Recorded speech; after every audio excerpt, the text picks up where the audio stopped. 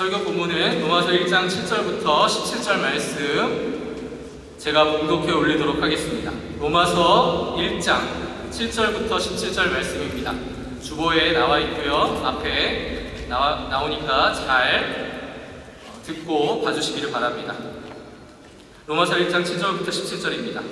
로마에서 하나님의 사랑하심을 받고 성도로 부르심을 받은 모든 자에게 하나님 우리 아버지와 주 예수 그리스도로부터 은혜와 평강이 있기를 원하노라. 먼저 내가 예수 그리스도로 말미암아 너희 모든 사람에 관하여 내 하나님께 감사함은 너희 믿음이 온 세상에 전파됨이로다. 내가 그의 아들의 복음 안에서 내 심령으로 섬기는 하나님이 나의 증인이 되시거니와 항상 내 기도에 쉬지 않고 너희를 말하며 어떻게 하든지 이제 하나님 뜻 안에서 너희에게로 나아갈 좋은 길 얻기를 구하노라. 내가 너희 보기를 간절히 원하는 것은 어떤 신령한 은사를 너희에게 나누어 주어 너희를 견고하게 하려 함이니 이는 곧 내가 너희 가운데서 너희와 나의 믿음으로 말미암아 피차 아니함을 얻으려 함이라. 형제들아, 내가 여러 번 너희에게 가고자 한 것을 너희가 모르기를 원하지 아니하노니 이는 너희 중에서도 다른 이방인 중에서와 같이 열매를 맺게 하려 함이로되 지금까지 길이 막혔도다. 헬라인이나 야만인이나 지혜 있는 자나 어리석은 자에게 다 내가 빚진 자라. 그러므로 나는 할 수 있는 대로 로마에 있는 너희에게도 복음 전하기를 원하노라. 내가 복음을 부끄러워하지 아니하노니 이 복음은 모든 믿는 자에게 구원을 주시는 하나님의 능력이 됨이라. 먼저는 유대인에게요 그리고 헬라인에게로다. 복음에는 하나님의 의가 나타나서 믿음으로 믿음에 이르게 하나니 기록된 바 오직 의인은 믿음으로 말미암아 살리라 함과 같으니라. 아멘. 잠깐 기도하겠습니다. 하나님 아버지 은혜를 감사합니다.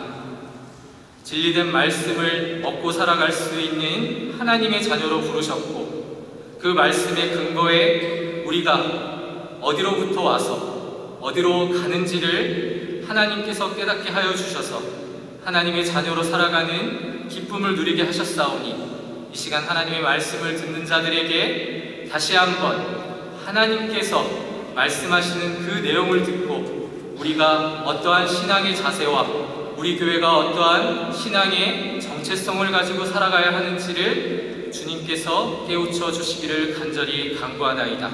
말씀을 듣는 모두에게 하나님의 풍성한 은혜가 덧입혀질 것을 믿사오며 살아계신 예수님의 이름으로 기도드리옵나이다. 아멘. 네, 오늘 특별히 루마니아 단기 선교팀 파송 예배로 함께 드리고 있습니다. 이러한 시간이 우리에게 주어져 있다는 것을 어떻게 보면 우리가 스스로 의도한 것 같고 진행한 것 같지만 모든 것이 하나님의 은혜 가운데 하나님의 계획 가운데 이루어진 일임을 믿습니다. 그래서 오늘 말씀 가운데 이 말씀을 통해서 소개되고 있는 교회와 성도들이 어떻게 하나님 안에서 성장하고 성숙해 가는지를 말씀으로 은혜를 나누는 시간 갖도록 하겠습니다. 사도 바울은요 신약 성경의 반 정도를 기록한 것을 여러분이 잘 아실 겁니다. 바울이 기록한 이 서신서들은 보통 알려져 있기로는 한 13권 정도가 지금 소개되고 있습니다. 그리고 히브리서 또한 사도 바울이 아마 기록했을 것으로 추측하고 있습니다.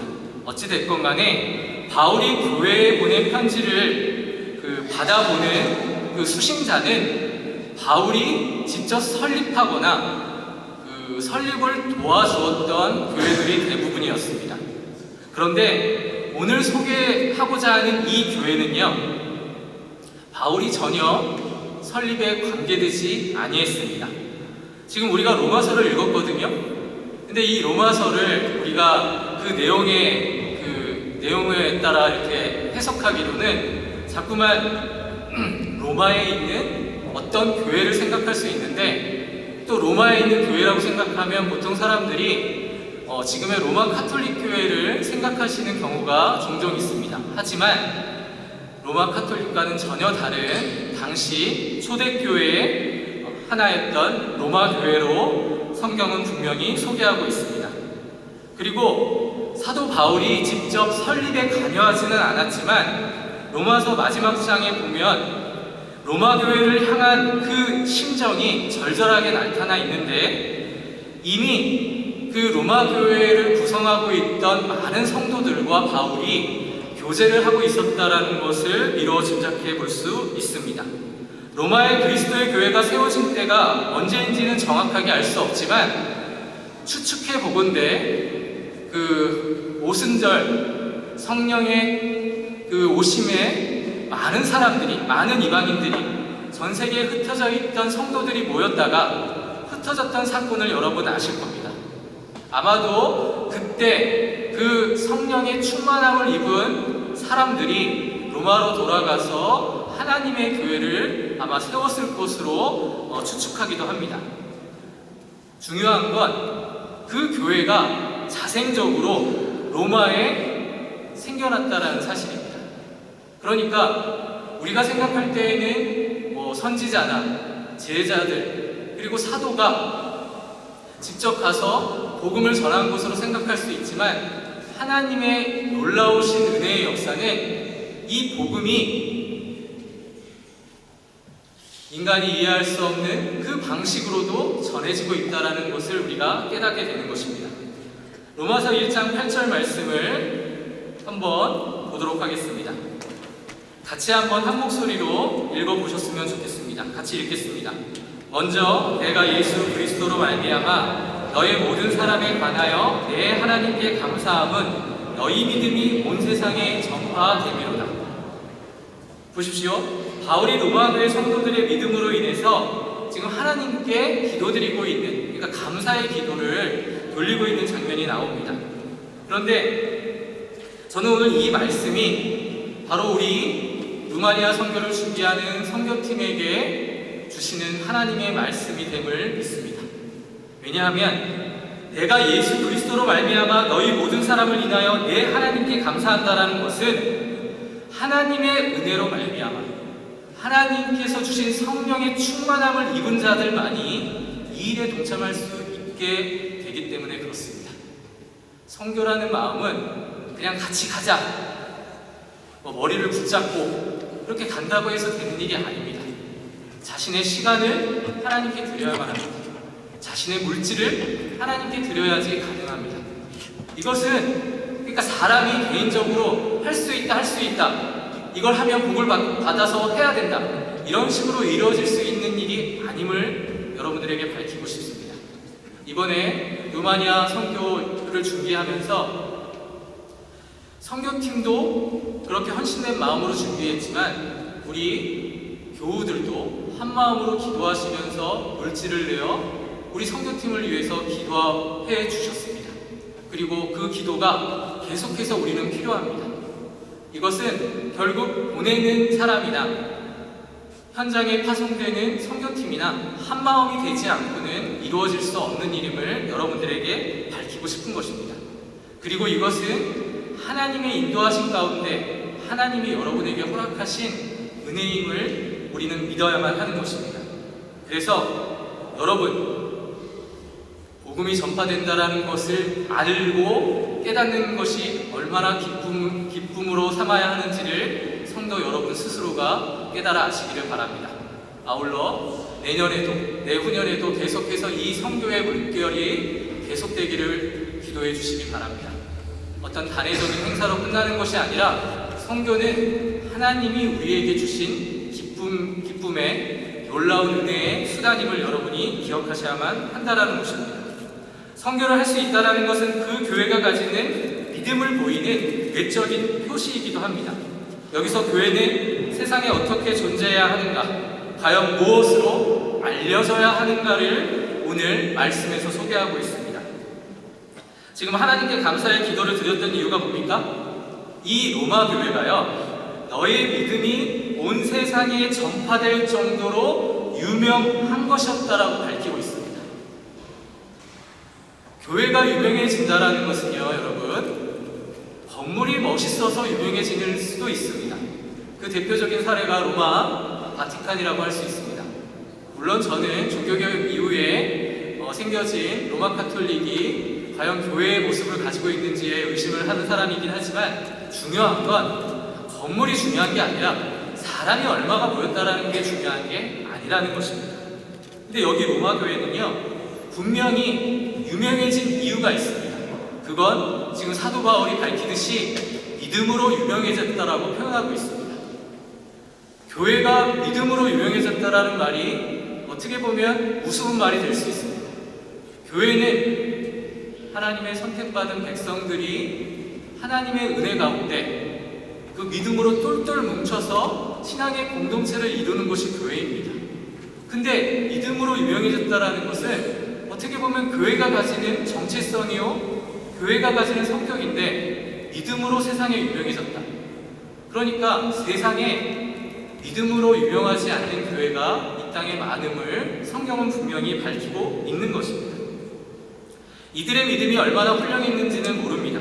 그러나 구체적인 사실들은 알 수가 없지만 사도 바울의 언급을 통해서 믿음이 얼마나 이들을 강하게 결속시켰는지를 알 수 있습니다.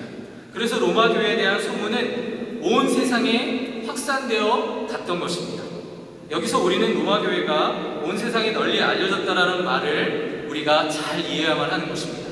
잠깐 제가 밝혔지만 교회가 유명해져야 되는 이유가 어디에 있습니까? 우리 교회는 무엇으로 유명한 교회일까요? 한번 생각해 보시기를 바랍니다. 여러 가지 유명해질 수 있는 소지가 참 많습니다. 우리 교회 안에 훌륭한 인격을 가진 어르신들도 많고, 또 재능이 뛰어난 청년들도 많고, 또 여러 가지 은사들이 많은 또 성도들이 있을 줄 압니다. 그러나 여러분, 교회는요, 그러한 여타 다른 수단으로 유명해지는 것이 올바른 교회의 모습이 아닌 것을 우리는 기억해야 합니다. 교회는 믿음으로 유명해져야 합니다. 믿음으로 유명하다라는 것은 광신자들의 모임이 되어서 마치 광신자들의 그 모습을 드러내는 것이 아닙니다. 온전한 믿음이 무엇인가를 우리가 잘 이해하고 있어야만 하는 것입니다. 당시 로마 교회는 우리가 드리는 이러한 예배당의 모습을 갖춘 그러한 예배당을 갖추고 예배드리지 못하던 교회였습니다. 아마도 추측해 보건대 각각의 가정교회들이, 그러니까 가족들이 모여서 몰래 예배를 드리던 것이 시작이었던 것으로 그렇게 알려지고 있습니다. 중요한 건 예수 그리스도를 머리로 여기고 각 지체로서 자신의 맡은 바 본분에 최선을 다했기 때문에 그 교회들이 나중에 이제 연합을 해서 모범적인 교회의 특성을 충만하게 보여준 것으로 알려지고 있었다라는 것입니다. 그러니까 로마 교회는 성도들이 그리스도와 연합되어 진리된 하나님의 말씀대로 살아가려고 노력했던 것입니다. 아무런 사심 없이 교회가 할 수 있는 최선의 것을 하나님께 맡겨주신 그 일을 각자가 살아 움직이는 교회로서 여기고 그렇게 믿음을 가지고 교회의 모습을 보였다라는 것입니다. 이것이 중요합니다. 교회는 왜 존재해야 되는가라고 했을 때에는 사람이 모이지만 사람의 모습이 드러나서는 안 되는 곳이 교회입니다. 이것을 분명히 아셔야만 합니다. 하나님 말씀에 순종한다는 게 여러분 보겠습니다.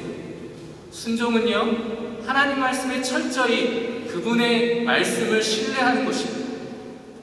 그러면 우리는 하나님께서 원하시는 방법대로 교회와 성도들이 신앙생활을 해나가야 한다는 것을 충분히 이해할 수 있습니다. 그럼 어떻게 믿음으로 유명해지는 교회가 되어야 하는 것인가를 오늘 말씀 가운데 나눠보고자 합니다. 로마 교회의 믿음은 교회를 가장 교회답게 이루고 있었던 것으로 보여지는데, 이들의 믿음이 온 세상에 알려지게 되었던 것은 그 당시 역사적인 사건들과 무관하지 않습니다. 당시 여러분, 로마는요, 전 세계의 중심을 이루는 도시였습니다. 로마는 전 세계의 패권 국가 중 하나였습니다. 당시 지중해뿐만이 아니라 전 유럽에 로마가 영향을 끼치고 있었던 것으로 보여집니다. 여러분 잘 아실 겁니다. 근데 문제는 기독교인들이 우리같이 마음대로 신앙생활을 할 수 있는 그러한 환경이 아니었습니다. 초창기 기독교는 콘스탄티누스 그 대제가 기독교를 공인하기 전까지 핍박과 어려움 속에 있었습니다. 그 핍박과 어려움이라는 것은 예를 들어서 이태리의 그 로마의 콜로세움이라고 있는 것 아실 겁니다. 거기서 기독교인들을 잡아다가 어떻게 했습니까? 사자의 먹이를 주거나 서로 싸우게 해서 죽이게 했습니다.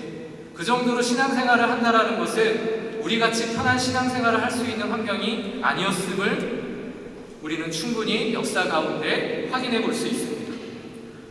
그러한 환경 속에서 가정교회로 모일 수밖에 없었던 것을 우리는 충분히 이해할 수 있는 것입니다. 어떻게 하면 하나님께 예배할 수 있을까?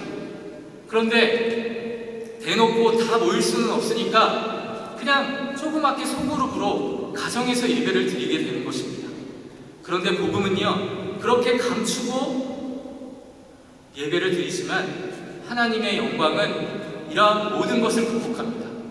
그 교회들이 얼마나 많아졌는지 이제 그들이 가지고 있는 그 믿음이 로마뿐만이 아니라 주변에 있는 나라와 도시들에 전파되게 되는 것입니다. 복음의 위력, 복음의 능력은 사람이 생각하고 사람이 제안하고 재단할 수 있는 것이 아닙니다. 하나님의 복음, 하나님의 능력은 바로 이런 것입니다. 아무리 인간이 감추고 나타내려고 하지 않아도 하나님은 드러내게 하시는 것입니다. 이것이 복음의 능력입니다. 교회가 가지는 정체성이라고 할 수 있습니다. 우리가 한 사람 한 사람, 가정 가정이 하나님 말씀 가운데 제대로 서면 우리 교회는 굳이 광고를 하지 않아도 하나님께서 인정하시고 믿음으로 유명해질 거라고 믿습니다. 그것이 교회라는 것입니다. 예전에 제가 사역했던 교회 중에 재미있는 교회들이 좀 있었습니다. 특정한 직업군이 모인 교회였는데, 그래서 여기에 가면 누구를 볼 수 있다, 여기에 가면 누가 다닌다더라 해서 유명했던 교회에 제가 봉사를 한 적이 있었습니다. 근데 교회가 제가 아까 말씀드렸던 믿음과 말씀으로 유명한 교회가 아니라 누가 다닌다, 누군가들이 여기에 교회 가면 우리가 평소에 볼 수 없는 그런 인물들을 볼 수 있다라고 해서 유명해진 교회였던 것입니다. 그리고 또 어떤 교회는요, 그 한국에 가면 카이스트라는 대학이 있습니다. 그 대학 근처에서 목회를 하시는 목사님과 말씀을 나눌 기회가 있었는데, 그 목사님의 고민거리가 어떤 거였냐면 그 교회에 출석하는 사람들의 90% 이상이 박사들입니다. 그러다 보니까 일상적인 언어로 설교하는 것을 성도들이 대단히 거부를 한다고 합니다. 그래서 무언가 고상해 보이고 또 철학적인 용어로 설교를 해야만 만족하는 성도들의 모습이 있어서 이 목사님은 이런 부분이 상당히 고민거리라고 이야기했던 것이 기억이 납니다. 교회는요, 다양한 사람들이 모이기도 하지만 이렇게 특별한 사람들이 또 많이 모여서 교회를 이루기도 합니다. 그러나 중요한 것은 교회가 가지는 존재 이유가 이런 부수적인 이유로 가리워져서는 안 된다는 것입니다. 교회는 하나님의 복음, 그 믿음이 알려져야만 하는 것입니다. 어떤 교회는 자신의 교회가 하나님의 축복을 너무 많이 받아서 부자들만 모이는 교회라고 여겨지는 교회들도 있습니다. 하지만 여러분, 교회는 그런 것이 중요한 것이 아닙니다. 그리고 교회는 이런 것으로 소문나서는 안 된다는 것입니다. 하나님의 말씀이 뭐라고 하시는지 우리 귀 기울이시기를 바랍니다. 로마서 1장 14절에 이렇게 기록되어 있습니다. 하나님의 복음을 들어야 할 대상들에는 헬라인이나 야만이나 지혜 있는 자나 어리석은 자 할 것 없이 모두 해당된다라고 이야기하고 있습니다. 하나님의 복음은요, 하나님을 아는 자만이 그 복음의 말씀을 순종함으로 받아들일 수 있습니다. 머리로는 이해해도 가슴으로는 이해하지 못할 때가 많은 것이 우리 신앙의 모습이기도 합니다. 우리 베를린 선한목자교회 성도들은요, 하나님의 말씀이 그대로 전달돼서 순종하는 마음으로 하나님의 영광을 위해서 여러분의 삶 가운데 나타나시기를 축원합니다. 그것이 중요합니다. 거룩한 복음이 선포되고 성령의 충만함을 입은 그것은 예수 그리스도가 나를 위해 죽으셨다라는 그 믿음의 고백이 선행되어야만 가능한 것입니다. 동시에 내가 구원받을 수 없는 죄인임을 고백해야만 가능한 것입니다. 교회는 죄인들의 집합체이기도 합니다. 말씀을 전하는 저나 말씀을 듣는 여러분들은 죄인입니다. 하나님의 은혜가 아니고서는 존재할 수 없는 죄인들이었습니다. 그런데 우리가 하나님 아버지의 놀라우신 사랑과 은혜로 그리스도의 공로로 말미암아 죄인에서 벗어나게 되었다라는 것을 아셔야만 합니다. 그러나 여러분, 죄인에서 벗어났다라는 것이 여러분의 죄성이 완전히 사라진 것이 아닙니다. 죄는 여전히 우리 가운데 남아 있습니다. 하나님과의 관계를 회복하는 놀라운 역사를 이루셨지만 우리 안에 남아있는 죄는 우리가 평생을 통해서 극복해 나가야만 하는 것입니다. 그래서 우리는 하나님 앞에 머리 숙여야만 합니다. 왜냐하면 우리의 능력을 가지고 죄를 극복할 수 없기 때문에 그렇습니다. 그래서 항상 거룩해져 갈 수 있도록, 죄와 싸울 수 있도록 내가 지금 하는 행동과 말이 사단이 좋아하는 그러한 죄의 모습은 아닌지 늘 경계해야만 하는 것입니다. 일단 내뱉고 보자, 일단 행동하고 보자, 그리고 나서 하나님의 의도와는 다르게 갈 수 있습니다. 그래서 여러분, 신앙생활은 늘 겸손해야만 하는 것입니다. 신앙생활은 자기 자신을 드러내는 싸움이 아닙니다. 하나님의 영광을 드러내는 싸움이 되어야만 합니다. 그러면 여러분이 가지고 있는 모자람과 부족함을 하나님 앞에 먼저 내려놓으셔야만 하는 것입니다. 초대교회에는 가난하고 힘없고 무지한 사람들만 있었던 것이 아닙니다. 다양한 사람들이 그 구성원으로 있었습니다. 권력층과 지식층에 속했던 사람들이 모여 있었고요. 또한 여러분 아시는 아리마대 사람 요셉이나 그리고 데오빌로, 가카로 칭되는 이 사람들은 고귀한 관리였고 귀족이었습니다. 또한 부자이기도 했습니다. 그러니까 교회는요, 가난한 사람들만 모인 것도 아니고 부자들만 모인 것도 아니라는 것입니다. 중요한 건 인간의 모임으로는 모일 수 없는 사람들이 모인 곳이 교회라는 것입니다. 예수님이 아니면, 예수님의 공로가 아니면 모일 수 없는 사람들이 모인 곳이 교회라는 것입니다. 그러니까 애초에 모인 게 기적과 같은 곳이 바로 교회입니다. 베를린 선한목자 교회에 음악하는 사람들만 있습니까? 다른 걸 전공하는 사람들 없습니까? 다른 직업은 없습니까? 다양한 사람들이 여러분이 예수님을 믿음으로 말미암아 이곳에 모여 있는 것입니다. 그게 중요한 것입니다.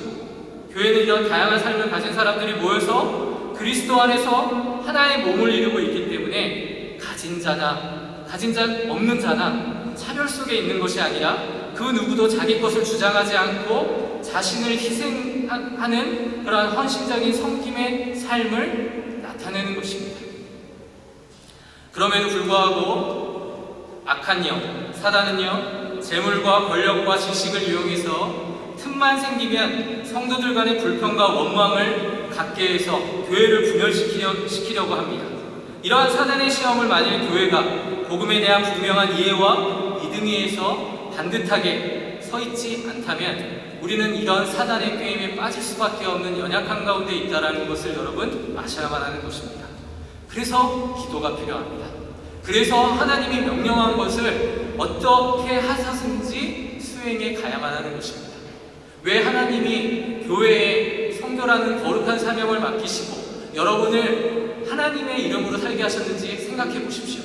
물론 성교는요, 다른 나라 가가지고 꼭 성교해야 되는 것이 성교는 아닙니다. 주변의 지역사회를 섬기고 무엇보다 여러분의 가정을 섬기고 이 모든 것이 성교의 일환이라고 볼 수 있습니다. 그러나 여러분, 성교를 제한하면 안 됩니다. 여러분이 하시는 신앙생활뿐만이 아니라 교회가 할 수 있는 대로 우리가 가진 힘을 의지해서 해나가는 것이 아니라 더 헌신해서 할 수 있는 것이 바로 믿음의, 하나님이 주신 믿음을 가진 교회와 성도들의 모습이라는 것을 여러분 기억해 주셨으면 좋겠습니다. 그래서 늘 죄와 싸우며 그 죄가 나타나지 않도록 경계해야만 합니다. 로마 교회가 온 세상에 이 믿음이 알려진 것은 자신의 교회를 알리려고 하는 그러한 인간적인 행위를 하지 않았음을 우리는 분명히 알 수 있습니다. 그들은 겸손하게 하나님의 말씀 가운데 쓰려고 노력했습니다. 그 말씀을 자신의 삶 가운데 적용시키려고 노력했던 것입니다. 그러니 그 모습을 보시고 하나님이 역사하셔서 그들을 믿음으로 유명한 교회로 삼으신 것입니다. 이것이 중요합니다. 우리가 하는 행위가 누가 기뻐해야겠습니까? 우리가 하는 행위가 하나님이 기뻐하셔야지 사단이 기뻐하면 어떻게 되겠습니까? 그럼 그 교회는 교회가 아닌 게 되는 것입니다. 우리는 가끔 우리가 하는 행위가 당연히 하나님이 기뻐하실 거라고 생각하면서 하는 경우가 있습니다. 그런데 여러분, 말씀으로 검증받지 않고 말씀으로 하나가 되지 않으면 인간의 모임과 인간의 의를 드러내는 잘못된 방향으로 갈 수 있습니다. 그래서 교회는 하나님의 말씀 위에 든든히 서 있어야만 하는 것입니다. 교회가 그렇게 될 수 있도록 여러분 끊임없이 기도로 도와주시고 말씀으로 하나가 되는 교회가 되기를 여러분이 계속해서 기도해 주시기를 요청합니다.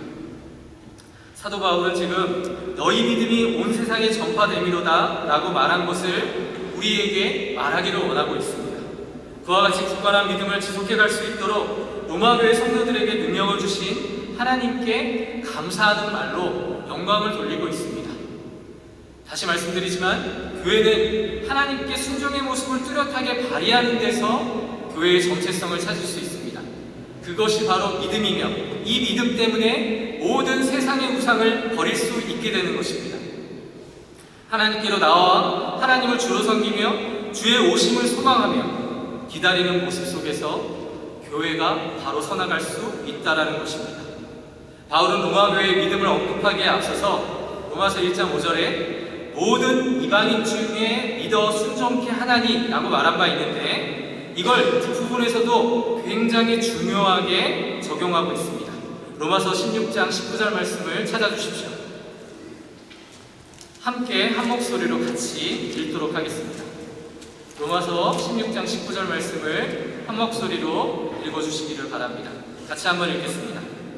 너희의 순종함이 모든 사람에게 들리는지라. 그러므로 내가 너희로 말미암아 기뻐하노니 너희가 선한 데 지혜롭고 악한 데 미련하기를 원하노라. 아멘. 너희의 순종함이 모든 사람에게 들린다. 순종은 내가 할 수 있는 것이 아닙니다. 그러니까 사람이 할 수 있는 게 아닙니다. 하나님의 영으로 성령의 충만함을 잊지 않으면 순종하지 못합니다. 여러분, 제가 하나님 말씀을 지금 예언하고 있습니다. 근데 여러분, 이 말씀을 순종함으로 받아들이십니까? 아멘이 안 나오는 거 보니까 아니신 것 같은데 받으셔야만 합니다. 하나님의 말씀을 순종함으로 받아들일 수 있어야만 하는 것입니다. 하나님의 말씀은 죄된 인간이 근본적으로 받아들일 수 없는 죄가 없는 말씀이기 때문에 우리가 근본적으로 수용할 수 없습니다. 그런데 그걸 가능케 하시는 것은 우리 안에 살아 역사하시는 성령으로 말미암아 그렇게 되는 것입니다. 이 말씀을 보십시오. 순종함이 모든 사람에게 들린다. 이건 목사의 말을 순종해라 그 말이 아니지 않습니까? 하나님 말씀에 순종해서 교회다움을 가지게 되는 것을 말하는 것입니다.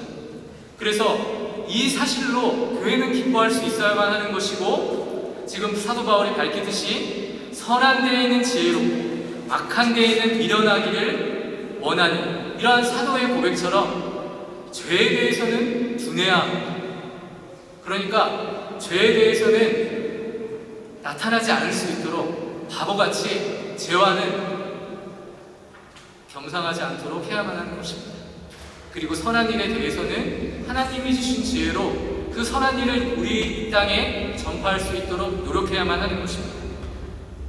즉 믿음이란 하나님께 행하신 복음의 사실을 의지하는 것이요 그것에 거짓 없는 진실한 상태에서 하나님께 순종하는 것입니다.